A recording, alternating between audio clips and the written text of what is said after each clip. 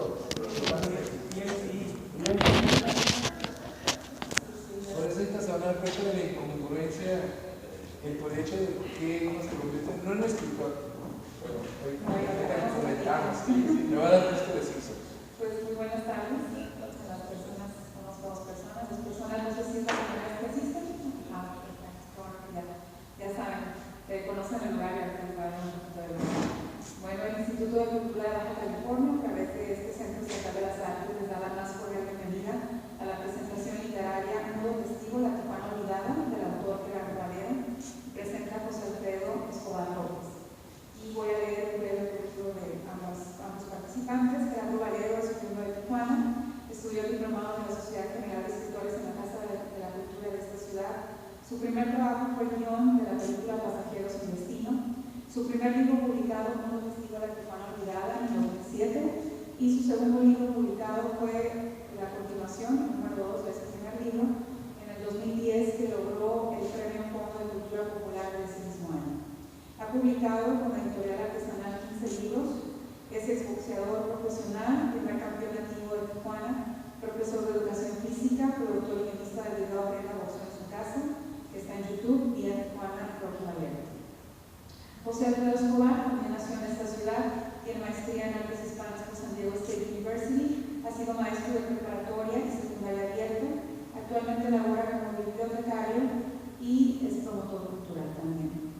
Entonces, cedo, bueno, antes de continuar, de ceder la palabra, si les quería comentar a las personas que vienen por primera ocasión que todos los martes tenemos literatura a las 6:30, los jueves tenemos obras de teatro a las 7 de la tarde, gratuitas, los eventos, tenemos un cine 4D para que regresen también a conocer las instalaciones y la galería. Entonces, les cedo la palabra. Muchas gracias.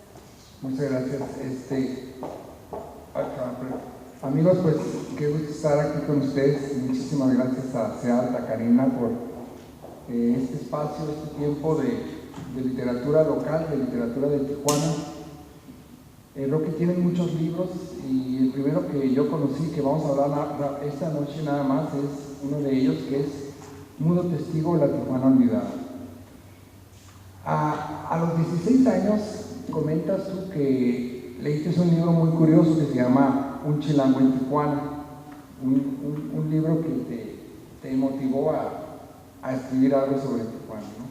Así es, estaba en la secundaria, acababa de salir de la secundaria, estaba en la preparatoria, y cuando llegó a mis manos ese libro, que no tenía la costumbre, que no tenemos los mexicanos la costumbre de leer, me tocó y lo leí un ratito, o sea, 1 hora y media me senté, me acosté en mi sofá, que tenía mi mamá en la sala, y lo terminé, y no lo dejé de leer hasta que lo terminé.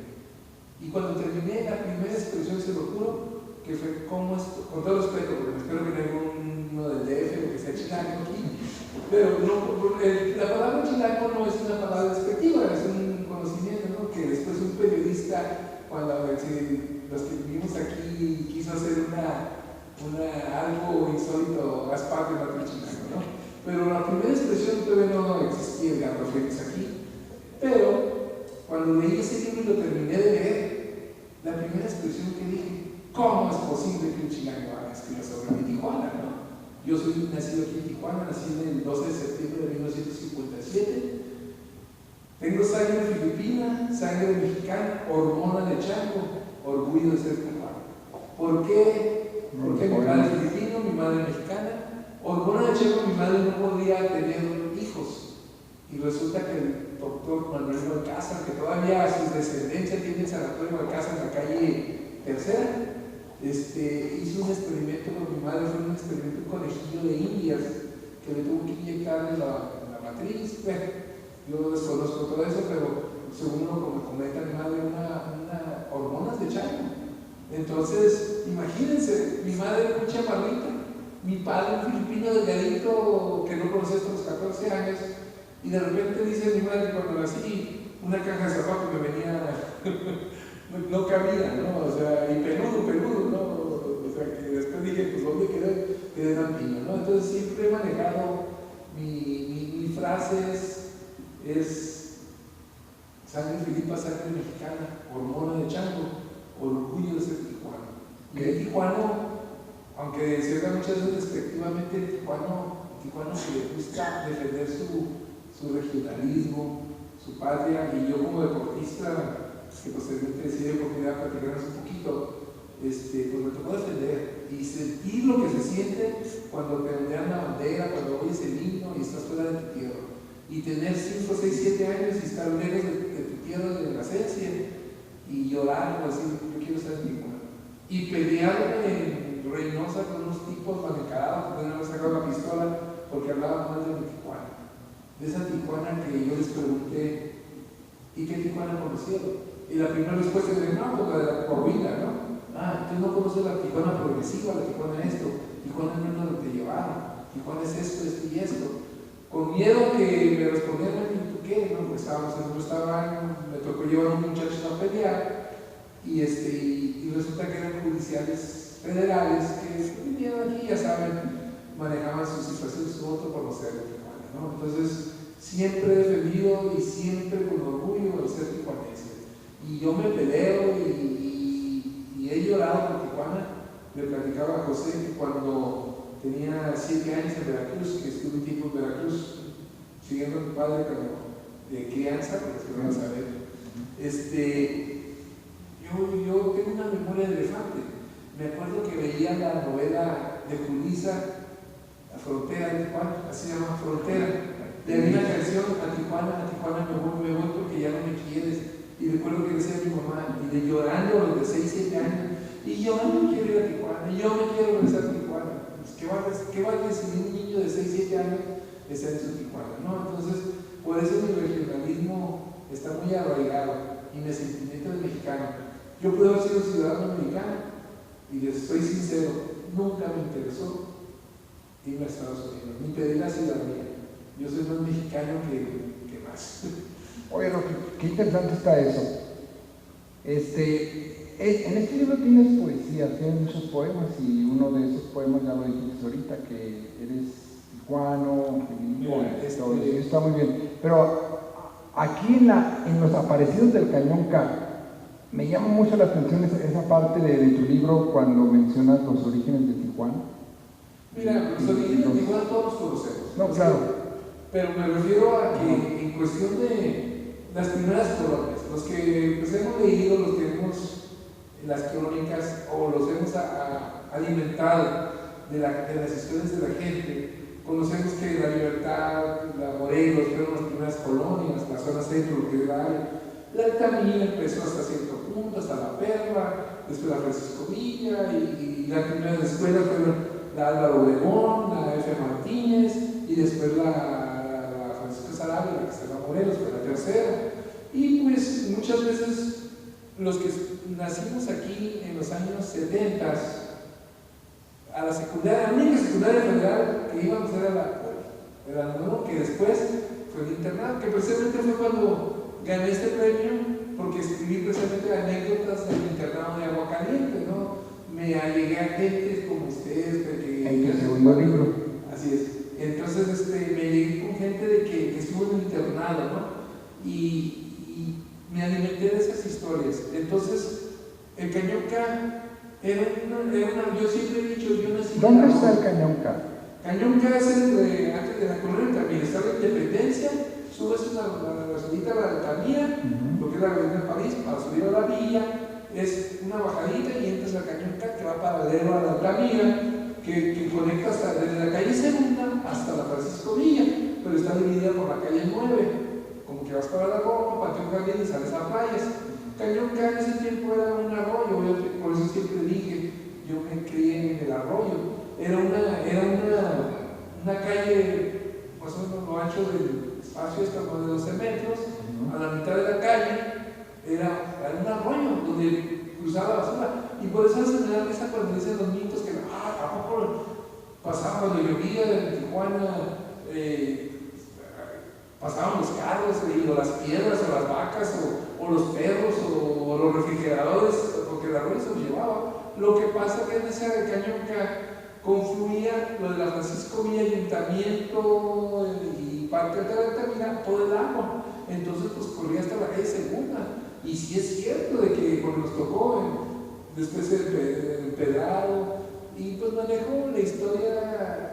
Me gustó esa parte, porque, o sea, me mencionan, por ejemplo, que esos datos vienen del libro ¿Qué quiere ser? De Juan Manuel Martínez. Manejo la historia. Pero lo que me interesa aquí es, porque tu libro tiene mitos y tiene poemas, pero en los mitos que nos unen como tijuanenses, porque tú defiendes Tijuana, está el mito de la bailarina, del cuadro de la bailarina el cuadro de la bailarina de la Faraona, ¿no? Muchos lo escucharon. Del cuadro convencional, me tocó estar, yo soy de la generación 70-73 en la Poli. Como les digo antes, éramos 4,000 gentes que íbamos a hacer la prueba y nos andaban 400. Y los que teníamos la fortuna de estar en la escuela, yo me subí del Alcázar, al minarete, que no es un minarete, era una chimenea. Era una chimenea, y me tocó entrar al túnel donde estaba el cuadro de la bailarina, resguardado por los soldados, que estaba un ladito del salón de oro. Y nos tocó, por decirlo así, te introducías y había una pequeña banquetita y luego un canal lleno de agua porque lo inundaron, ¿no? Y enfrente de otra, y tenías que brincarlo, o si te caías al canalito, ¿no? Y el cuadro era de mosaico, y no era más que el mito de que los que nos metíamos era, ¿cómo se llama? Un reflejo óptico, de que los ojos te miraban. Porque los que entraban había dos ojos que los miraban. Así es, o sea, eran los ojos que supuestamente. Pero en el 70, donde los soldados todavía estaban afuera y a mí me tocó antes de que me quemaran el Salón de Oro, ¿no? O sea, donde era la dirección, donde estaba el Dios Baco, donde estaban los talleres, me tocó ir a los talleres que eran los talleres del casino. A mí me tocó 3 etapas de la escuela. Me tocó en los salones viejos, que eran los de internado, los salones que hicieron enfrente de segundo año, que era la preparatoria federal, era la preparatoria de 2 años, que no era federal, era de bloque, y en el tercer año me tocó inaugurar el salón nuevo, lo que es en la actualidad la Poli, ¿no?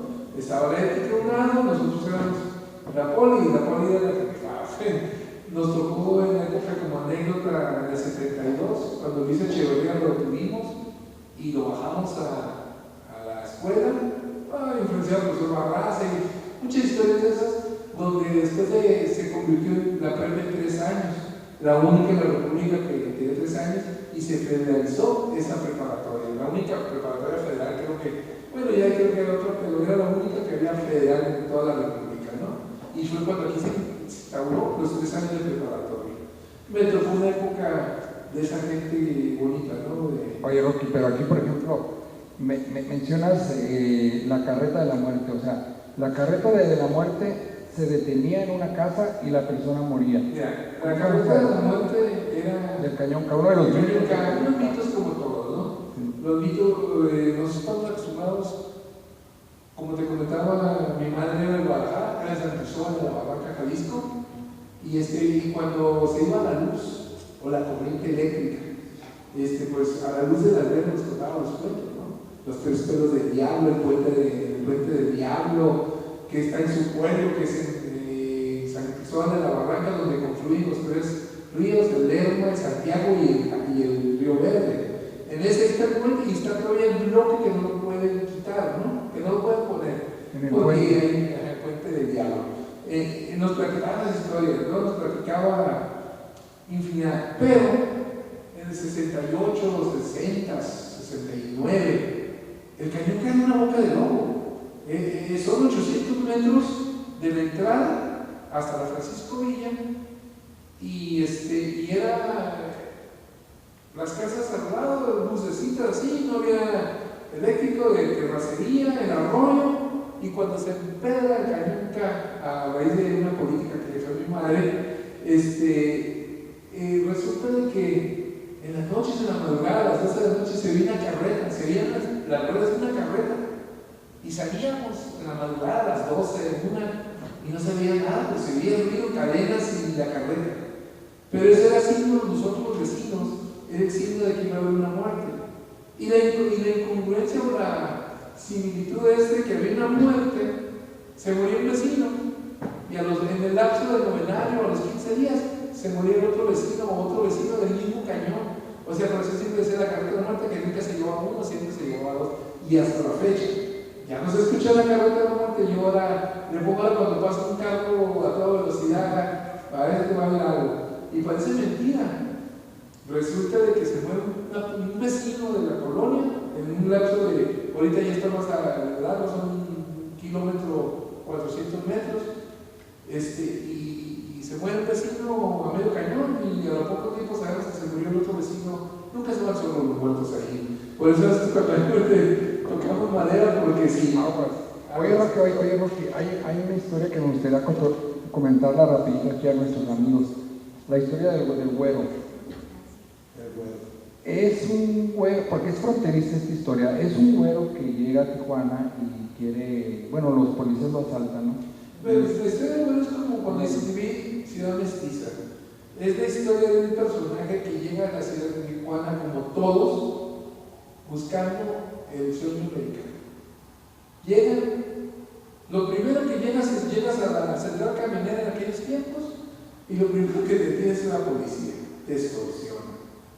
Lo segundo, en cuanto ya te dejan de extorsionar, los polleros pues ya están bajando otra lana por bajar. O sea, ¿y qué resulta? Fracasas en el intento de irte y ¿de qué resultas? Te quedas aquí en Tijuana y haces una vida, fundas una familia, si eres un buen trabajador o tienes sueños, esperanzas, haces una fortuna, una pequeña fortuna y haces una raíz. Tijuana está fundada en las raíces étnicas de toda la República y partes de algunos países, ¿no? Claro. Aquí habemos muchos, yo me considero de origen filipino, mexicano de nacimiento, pero ¿no? Hay chinos, coreanos, alemanes, claro. De toda la República hay etnias aquí. Toda la República está concentrada, inclusive cuando en el 85 yo no critiqué a los del Distrito Federal. Cuando llegaron los invadieron, cambió nuestra forma de vida. Siempre lo menciono y siempre lo manejan como mitos. La ropa tendida, sí, había ropa tendida en la puerta, en el patio de la casa sin cerco y no se la llevaba. Estaba la bicicleta y no se la robaba. Caminábamos por la calle sin colonias de Tijuana, como dijeron Francisco Javier Reynoso, y el señor sí me veía, vecino, ¿verdad? Vecino, ¿qué tal? El saludo amable, el conocimiento cotidiano, el contacto diario de la gente que no se conocía. Y al final de cuentas, y ahora no, todo el mundo a la expectativa, todo el mundo cuidándose de a ver cómo me voy a fregar, voy a cerrar con candado y alabas y todo eso, ¿no? Podían tener unas gallinas y sabías que no me mataban las gallinas ni los huevos, o sea, porque no se lo robaban. Así muchas cosas, eso, ¿no? Por eso, la historia del güero es una historia en ese aspecto. Pero ahí, por ejemplo, en la historia del güero, que no era mexicano, pero es como un güero. Un güero de Jalisco. Que se hace amigo de Tommy. Bien francesados. El güero se hace amigo de Tommy, que es un oficial de inmigración mexicoamericano, que después, bueno, primero no lo dejó pasar, porque él quería cruzar la línea. Lo agarra, a ver cómo está eso. Lo agarran y le dice el güero, ya no pudo pasar y se vuelve un pollo. O sea, pero ¿cómo qué hace? Se hace amigo en Tijuana. Si son muchos de Tijuana, algunos recordarán, de que aquí venían los Marines, mucha gente a divertirse, y los agarraban, los metían a la 8 y venían al show patrón y se los llevaban, ¿no? No pasaban nada, no nos daban la pena ni nada. Había broncas de todo eso y se los llevaban. Resulta que un emigrante pues, viene a divertirse y conoce al güero, y resulta que le dice, bueno, pues vamos a hacer dinero, ¿no? Eran los que o sea, después se encuentran en Arrego y en la aduanada americana le invita una cerveza al güero. Oye, güero, ¿por qué eres tan necio en que quieres cruzar ya te agarró varias veces? Bueno, se hacen amigos y le dice al inmigrante, Tommy, ¿sabes qué, güero? Yo no soy feliz. Los güeros no nos quieren, los anglos, los afros no nos quieren. Y los mexicanos, yo soy de sangre mexicana, nos odian porque somos. Entonces nace una gran amistad. Y después de que el güero ya desiste de cruzar la línea, pero ya después el güero se queda aquí, empieza como paletero, empieza como taquero, pero después se hace amigo del licenciado Mentirillas, que en nuestras historias los nombres tienen significados para entender qué va a pasar en la historia. El licenciado Mentirillas lo enseña a conseguir mucho dinero, por ejemplo, extorsionando a los paracaidistas que llegan en las colonias. Él los organiza, tiene mucho dinero, es muy elocuente, y el güero aprende. Y el güero de repente se ve rodeado de muchas personalidades como políticos, gente importante, y el güero llega a tener mucho dinero y se lo gasta. Y en una de esas, el güero se vuelve a encontrar al aduanal y le dice al aduanal: oye, vamos haciendo, mira, le dice el inmigrante americano, vamos haciendo negocios. Yo te voy a dar la señal 3 luces, a las 4 cuando me pasen, y tú cuando te toque el turno, vas a acercar con todos los apoyos. Entonces, estamos hablando de un personaje que se gustó, vuelve hasta líder político, ¿no? O sea, como los hay ahorita mucho en Tijuana, porque los líderes, o sea, y no han vivido, ¿no? Por decir algunos nombres, o sea, Paredes, mucha gente que invadió terrenos. Yo conocí a uno que ahorita mucha gente está agradecida, pero para nosotros era un delincuente, Alejandro Herrera. O sea, era compañero de boxeo, o sea, con todo respeto, ¿no? Era boxeador, pero fue un líder social que le daba a la gente, sí, le daba su dinero y lograron que el gobierno del Estado, pues, revolucionara hasta luego. Y ahorita creo que es que ni lo veo, y mucha gente tiene terrenos gracias a él, ¿no? Y en la obrera no se diga, y mucha gente, ¿no? Pero a veces sí yo, en esa historia no, entre ficticia y verdadera, traté de enfocarme a esa gente de que abusa o se hace rica a base de esta gente. O sea, la gente que necesita un terreno y pues la gente como los boberitos, ¿no? Al matadero. Vamos a ver otra historia rapidito. La bailarina licenciada. Es una muchacha buena, de madre buena, que la madre trabaja por ella, ya va a la escuela, se sigue en el Lázaro Cárdenas y se embaraza de un chavaco de la prepa, tiene un hijo y le dice a la mamá, cuídame mi hijo, pero yo voy a conseguir trabajo y voy a estudiar leyes en la UABC. Pero ella trabajaba en el penthouse de stripper, de bailarina, y un día los estudiantes de su escuela, compañeros, la tachan de hipócrita y fueron al lugar y la descubren. Entonces ella al día siguiente o en la clase cierra la puerta, no hay clases, y les dice: ¿saben qué? Yo no voy al cuarto, o sea, yo soy nadie me va a juzgar más que Dios, y ustedes no tienen por qué juzgarme. Así es, mira, es una historia que yo conocí de una compañera de la prepa, de que, pues, al ver madre soltera, pues tenía que buscar por su niño, por su mamá. Y le dice: mamá, y se pone a trabajar en el penthouse, que acá hay el cuarto último que era frescoso de pis, y pues los que conocemos la historia de nocturna de Tijuana, ¿no? Pero lo bonito de todo esto es de que en una reunión, una fiesta, van de farra a sus compañeros y la ven de bailarina. O sea, la hipocresía está a veces muy marcada entre nosotros mexicanos, de que, ay, yo no voy a esos lugares. Hay que ser honesto, vas a esos lugares, te diviertes y X, hasta ahí. Pero la juzgan, y cuando se da cuenta que ella era bailarina de T-box, empiezan las nominaciones al salón y con unos bien puestos de mujer, llega y cierra el salón del maestro y le dice: ¿sabes qué? Yo no me justifico, pero yo esto y esto, y yo no sé los motivos a esto y esto. Pues muchos me aceptan y entienden, y gracias a eso ella logró ser licenciada. Una licenciada muy buena, que no voy a decir nombres, pero hasta escuela tiene una escuela, hizo una escuela, una escuela de primaria, secundaria, o sea, a base de su esfuerzo y trabajo, y de qué debería, porque todo trabajo es honesto. Claro. No te prostituye, ¿no? Ahora, un elemento muy importante de tu libro son las apuestas, los books, esto es algo muy importante. Tienes un capítulo que se llama Con la esperanza en las patas de los caballos, y hablas de un personaje del book, el Pimpín, que por ahí anda todavía. No, ya murió. Oh, ya murió. Muchos años. Pero hablas de otro personaje muy importante, Casandro, que ahí anda. Casandro se dijo: ¿quién de ustedes, porque han oído de la Casandra? Pues no sé si conozcan a Bobby, a Roberto, con todo respeto, un zángano que amigo mío, no amigo mío, ¿no? Porque no tiene amigos, tiene conocidos. ¿Por qué? Por su forma de ser.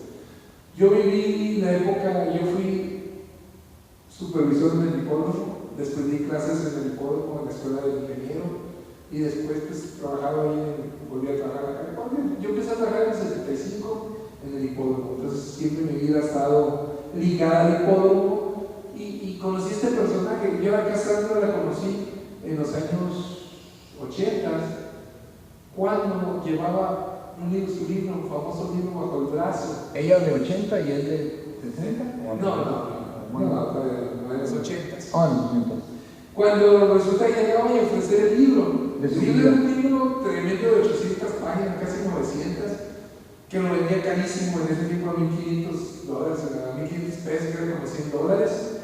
Pero cuando lo compró mi patrón, Ramiro Zúñiga, pero lo compró porque venía su papá. Y en ese libro nomás denunciaba todas las tonterías. La Cassandra fue una de las grandes muy hermosas, pero era la Celestina más grande de Tijuana. Que conseguía mujeres para los señores. Para los funcionarios, para los empresarios, para los políticos, para los de dinero. Entonces ese libro denunciaba. Y pues la gente, ella, el negocio que hacía era llevar el libro y Forma de extorsión. porque no se divulgaron, se lo compraban, ¿no? Entonces, la anécdota de que Roberto, o el Bobby, como decía su hijo, Cassandra, de la raza de los seguimos conociendo, siempre traía el original bajo el brazo. Y dice que quería hacerse rico con ese libro, ¿no? Pero nunca trabajó, siempre. Y el problema con nosotros, dejando de tener una amistad, yo en lo personal, a mí me pedía dinero y yo le daba X, $2, $3. Pero un día así de plano, estaba tan mal su madre en silla de ruedas de que dejaba a la madre afuera del bus y él se metía a apostar. Y si le pedía el señor y le daba lo que le pedía, lo apostaba, ¿no? A ese grado. Y tan salado que nunca ganaba. Y si llegaba un favorito, pues yo digo que tan malo que lo quebraba. Entonces, un día que me pide para comer, porque su mamá estaba muy enferma, unas medicinas, recuerdo que estaban en el Cachorros, y dije, toma, $10, compra la medicina. Sí, no, te veo jugando y nunca más. No, más por medicina. Y se los juro, al día siguiente que yo fui a trabajar, y aquí creo que fue el primero que vino en la ventanilla, pues, al casarme.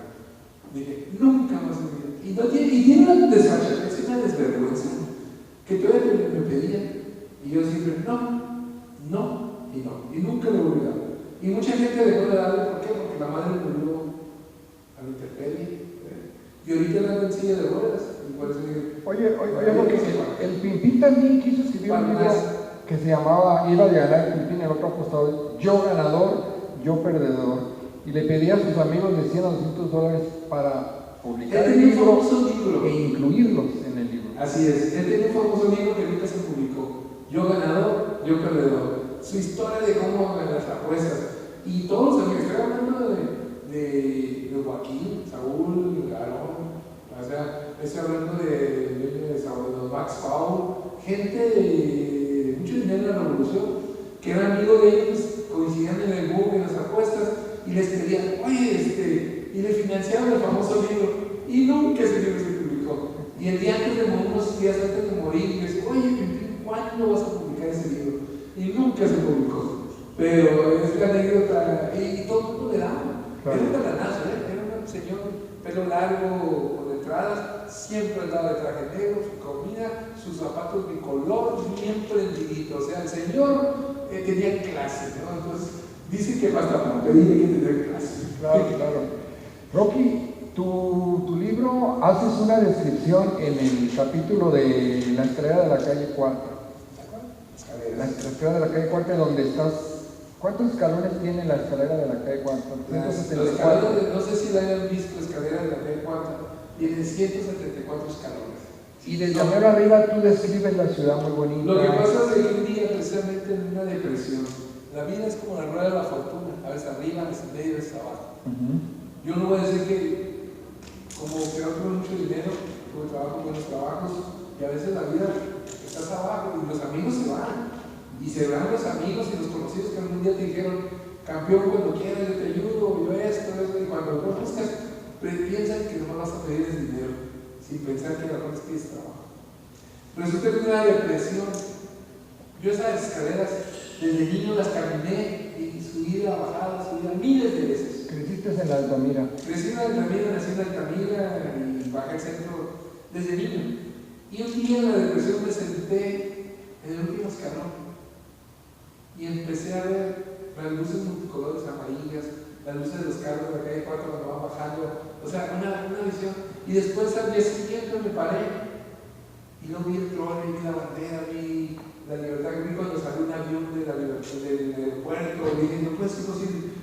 Vi el Cerro Colorado y dije, este es mi Tijuana. Y vi la diferencia de que una barra dividía, o sea, Estados Unidos y México, y cómo nuestra urbanidad era muy diferente a la bien conjuntada, y de repente el Troni se veía lo anaranjado pasar, ¿no?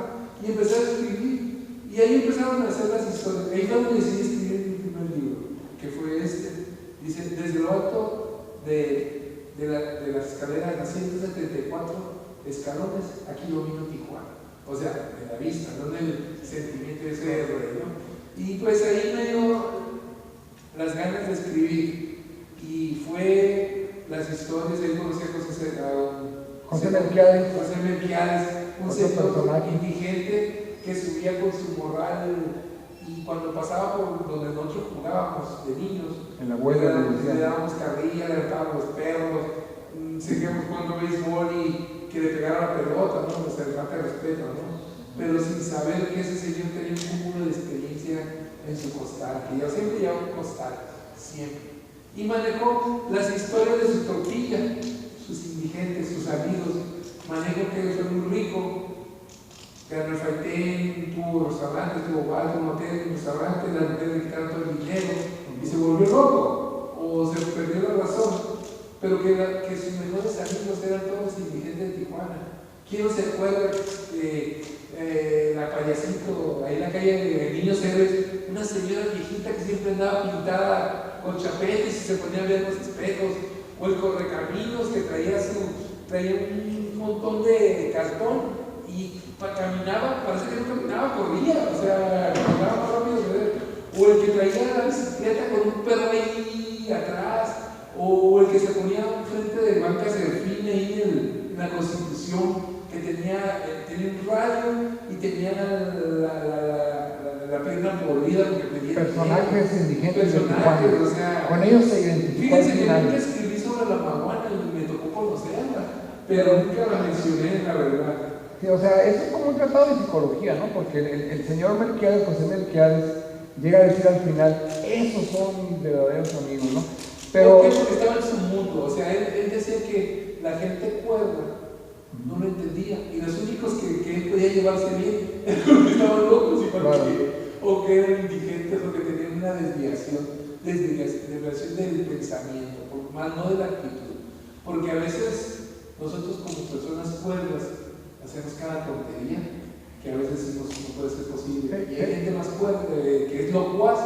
Hay una parte muy bonita, lo que cuando tú estás sentado en la escalera de la calle Cuarta y tú lo ves subir al viejito, y el viejito llega y se sienta contigo en el descanso y empieza a reclamarte. Cuando ustedes me bromeaban, me daban carrilla, y le dice, te voy a contar una historia. Bueno, cuéntala. Fue una historia que él tuvo mucho dinero, los Blackfield, unos americanos se lo llevaron allá a Estados Unidos, él regresó y él gastó. Es la típica historia del hombre que tiene mucho dinero, lo gasta y lo pierde todo, ¿no? En los placeres, en la vida. Pero al final tú le dedicas, pero él le dice, tú en este saco, en este costal llevo muchas cosas, llevo hasta mi muerte. Y tú le dices, oiga, don Melquiades, usted todavía tiene mucho por vivir. No sé, no. Entonces, hay un poema que tú le haces aquí al final del libro, lo leo rápidamente, un poema él dice. Recuerdo, no, poema, es una prosa porque no tengo la métrica poética. No. Shakespeare decía que cuando cambiabas de prosa a poema, era una indicación de iluminación, ¿no? Entonces, dice así, con su ropaje de pobreza anda por el camino, mi viejo amigo José Melquiades. ¿Cuántas veces lo habrá recorrido que cuenta que no se dio? El tiempo ya pobló sus sienes, su morral lleno de experiencia, lleva como carga sus espaldas Él solo riega con sus vivencias de antaño, piensa en que alguien recogerá lo que a su paso dejó el amigo. Ayer lo vi pasar por primera vez. Cómo extraño a mi amigo José, cargando sobre su costal la espalda y gritando a la gente. Escucharlo por última vez como presintiendo su partida. Hoy te van a enterrar con tu ropaje de pobreza y a cubrir tu cuerpo con tierra se va parte de mi tristeza. Si tú pudieras volver, andarías el mismo camino donde algún día nos topamos. Éramos aún pequeños y todo comenzó como un juego al que no le dimos importancia. A tus vivencias, ahora que cargo yo mis años, me arrepiento de no haberte escuchado. Adiós, viejo José Melquiades. Pero aquí tú dices, por ejemplo, que, bueno, hay otro poema de él. Cuando él muere, bueno, ya está loco y dice, vagando por un mundo que no es real, causo lástima al que pasa a mi lado, dice José Melquiades. Mi vestir andrajoso, mi segunda piel de mugre, es todo lo que de herencia dejo. Si muerto he de caer, un deseo me ha de cumplir, enterrarme bien vestido y bien cambiado, para cuando esté ante el Creador, no presentarme en esta facha, si mis últimos años fueron de inconsciencia, aunque la verdad solo él y yo la conocemos, concediéndome un momento de lucidez. En este mi último día terrenal, a cuántos dañé no lo recuerdo, pero si cuántos me dañaron y rieron de mí, cuántos sintieron lástima, mas no movieron una mano para ayudarme. Muchos me llamaron loco, es cierto y lo fui, pero quizás pensando en este momento de lucidez, prefiero esta inconsciencia y así no me preocupará que la gente muera y se mate entre sí, que la envidia y la discordia aflore a cada momento, que poco a poco se vaya perdiendo este sentimiento de amor que el Creador nos inculcó. ¿Dónde estás, locura? Añoro tu presencia. ¿Dónde piensan los pies y las manos en lugar de la cabeza? Donde actúan y los sientes los que se dicen mis hermanos con su don de lástima. Por eso me quedo con mi inconsciencia. En este poema como que al indigente odia que le tengan lástima. El indigente no le gusta. Hay unas situaciones que yo te puedo comentar. Me puedo contar si ha vivido la experiencia mis oyentes. Yo tengo sobrecarga y escribí un libro que se llama El último minuto. Mi esposa vivió una vida muy feliz. Yo soy viudo, tengo 12 años que viví. El cáncer se llevó a mi señora. Y lo primero que ellas quieren cuando una persona está enferma de cáncer es que no sienta lástima por eso, la verdad. Y la segunda experiencia es que después de haber muerto 2 años después, estar solo, encontré otra persona, una persona de la sociedad aquí en Tijuana, hija de uno de los íconos de Tijuana, en cuestión cuando movía las cartas del señor Serrano. Laura Serrano, la más chica, era mi novia. Y después de un noviazgo para casarnos, se me muere de cáncer. O sea, es un signo que ya me llevo bien, ay, canijo, ¿no? Pero lo primero que piensan ellos es que no debe tener una lástima. O sea, porque lo primero no es la misericordia, ni misericordia ni lástima, porque ellos lo presienten y te lo dicen, no quiero que sientas lástima, quiero que estés agarrando para que no sientas eso. Entonces, la cuestión es que todos tenemos un sentimiento de esa identidad, pues de... Un tratado de psicología, Rocky, te felicito. Vamos a terminar, ojalá que, este libro no se puede conseguir, si tú me das permiso lo podemos subir al internet electrónicamente. O si me dan la oportunidad, aquí con gusto, yo en mi correo me lo piden, le voy a dar mi correo. Y vamos a hacer una segunda edición, con una edicional artesanal. Yo se los obsequio. O sea, algo que sí les puedo decir, con orgullo puedo decir, que de estos libros, esta edición fueron 1000. Regalé más de los que vendí. ¿Pero por qué? Porque me gané un premio y no me lo llevo en el bolsillo. Quizás dame y eso sí, igual me decía el editor, ¿cómo puede ser posible que lo regales?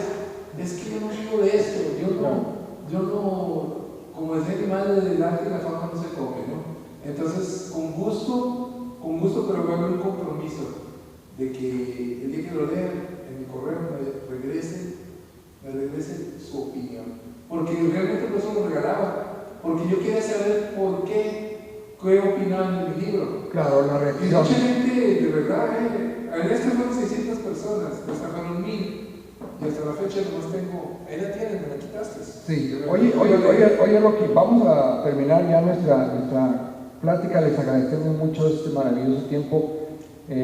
Por ahí vamos a subir el video para las personas que no pudieron estar aquí.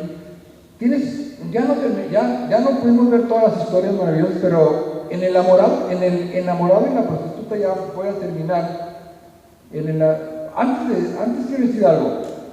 Cuando yo estudié en San Diego State, me gustó mucho la literatura porque yo me di cuenta que la literatura es una área humanística que defiende a los pobres, que defiende a los indigentes. Yo dije, esto me gusta. Eso está muy bien, ¿eh? Es una ideología, ¿eh? Entonces, ya para finalizar, ya no hay tiempo más, pero en el enamorado y la...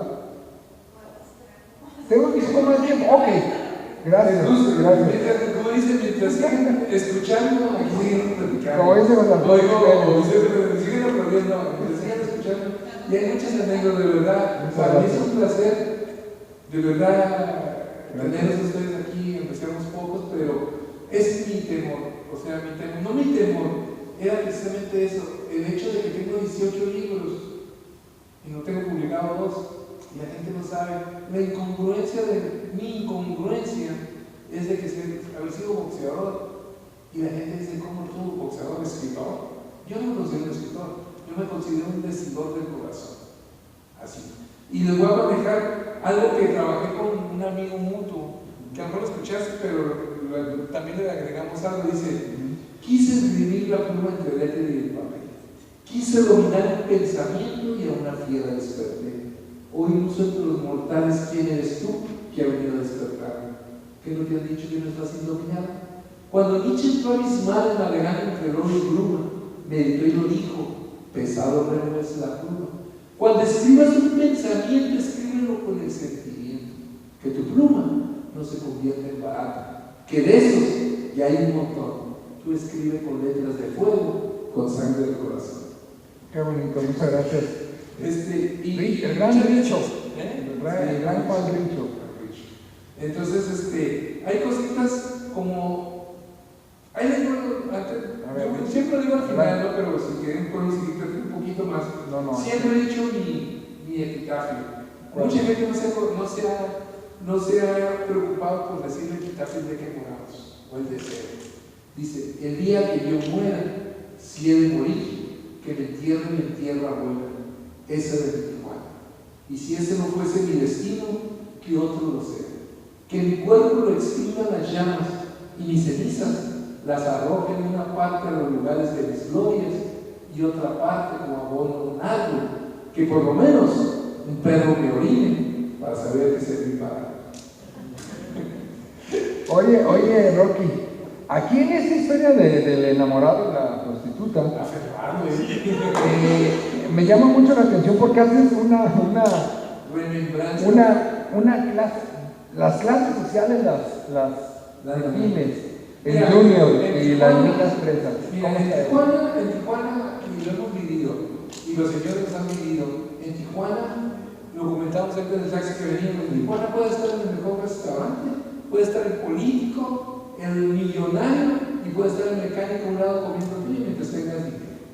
En Veracruz, México, Puebla, Guadalajara, no puede ser eso. Aquí en Tijuana, por eso la transculturización de Estados Unidos ha permitido. Podemos estar así, codo con codo, disfrutar un espectáculo, y mientras tengas dinero para pagar, puede estar así, seas el más desarrapado. ¿Estamos de acuerdo, verdad que sí? Y eso tenemos ese orgullo. ¿Por qué? Porque pues así es la situación. Que han querido hacerlo, pero yo tengo que verlo de vez en cuando comer en el César, a ver si es cierto que me van a sacar sin pico que pagar. Oye, Rocky, haces en esta historia el arquetipo de la mujer que le quita el dinero al hombre. Pero es una lucha por encontrar el amor verdadero. ¿Tú aquí mencionas a un Romeo y Julieta en esta historia? A ver cómo está eso. No menciono un Romeo y Julieta. Todos somos un Romeo y Julieta y todos tenemos nuestra Julieta y todos somos un Romeo. ¿Por qué? Porque nos enamoramos Y a veces ese amor es mal correspondido. Y ese amor, hay amores reales, hay amores de toda la vida, y hay amores platónicos, y hay amores que recuerdas con cariño, ¿no? Y hay amores que no te debes de enamorar, como recuerdo, digo, el enamorar de la prostituta, eso es decir, yo no tengo compromiso y no me da miedo hablarlo, ¿no? Yo después de 16 años de feliz matrimonio, muy feliz que me hizo mi mujer, pues descanse, muy feliz que me hizo Laura Serrano, pues andaba divagando de flor en flor, y llega un momento que a alguna edad te enamoras me enamoré de una prostituta. ¿Por qué? Porque iba a un lugar donde iba a México Lindo, iba a las Nueve, si habla de este lugar, todo el mundo lo conocía porque ya no existe, ¿no? Pero eran lugares donde ibas y disfrutabas, tomabas la copa, oías la música, lo de Guillermo, todo eso, ¿no? Disfrutabas, pero disfrutabas de manera, si querías ir, ibas, si no, ibas a tomarte la copa, disfrutar de un ritmo de la música, una buena compañía, reuniones para una charla. Pero sucede que te enamoras y a veces no te exigen. Recuerda que me decían, no te enamores. O sea, me acuerdo que me decían, uno me mantiene y tú me entretienes. Así me decían, ¿no? Pues sí, yo sabía que era un amor compartido, pero a veces uno me preguntaba un día, ¿por qué te enamoraste de esta persona? Lo que pasa es que yo después ya de solo, imagínense que era una niña de 17 años, recién muerta su madre, un hijo de 14, con una herencia que le dejamos a mi hija de $50,000, mi hijo 42, casa, negocios, carros, y yo dije, y la casa está a su nombre, yo no tengo nada, porque fue una petición que